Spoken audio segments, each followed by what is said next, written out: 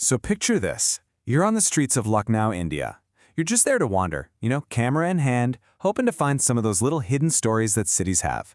But, well, as you're about to hear, sometimes you don't find the story finds you. It all started with just a glance, near a little roadside shop. At first, he looked like any other street dog, really. But all the other dogs were barking or running around, and he was just still, sitting there watching everything happen.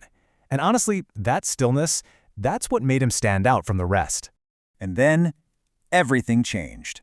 I just walked past him, and he slowly, carefully got to his feet. There was no aggression, nothing like that, just this quiet decision to start following me. And that's when I saw it, the limp. It was bad. One of his legs was really, really injured. We've all felt that, haven't we? That little voice that says, just keep walking. You can't help every animal you see. And I tried. I really did. But this dog, he just kept going. Every single time I'd glance over my shoulder, there he was, quietly limping along behind me. It was impossible to ignore. This right here, this really captures the whole scene. On one side, you have the world just roaring on, cars flying by, people walking past without even a look. Total indifference. And on the other side, you have this one silent, determined animal. In the middle of all that noise, all that chaos, he made a choice. So that's it. The walking had to stop.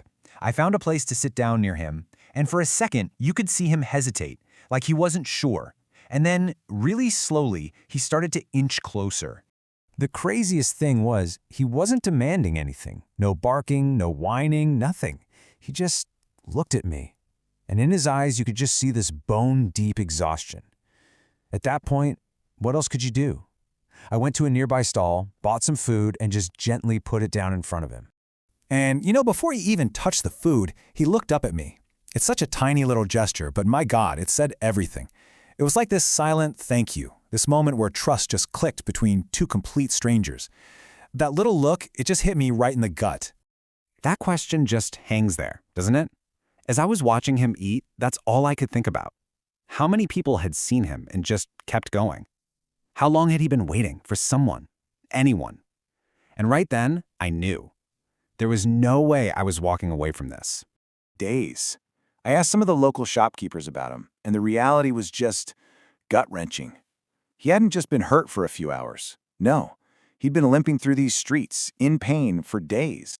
Okay, so time to do something. I made a call to a local animal rescuer, and when they got there, you could see the fear in him.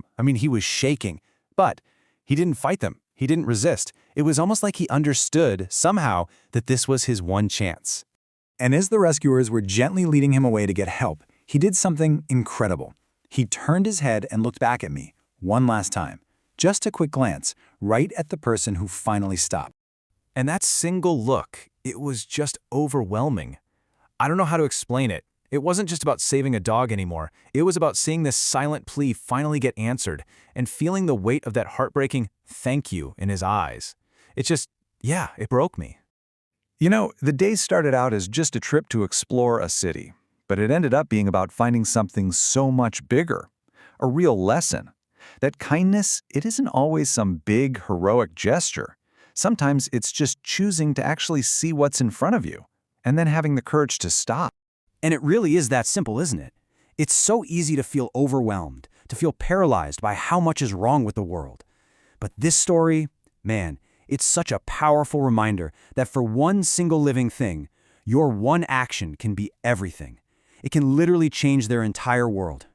Look, we all have busy lives. We've all got places to be, things to do, but this story kind of forces you to think about all the silent pleas we might be walking right past every single day. And it just leaves you with one question, really. When is it going to be our turn to be the one who stops?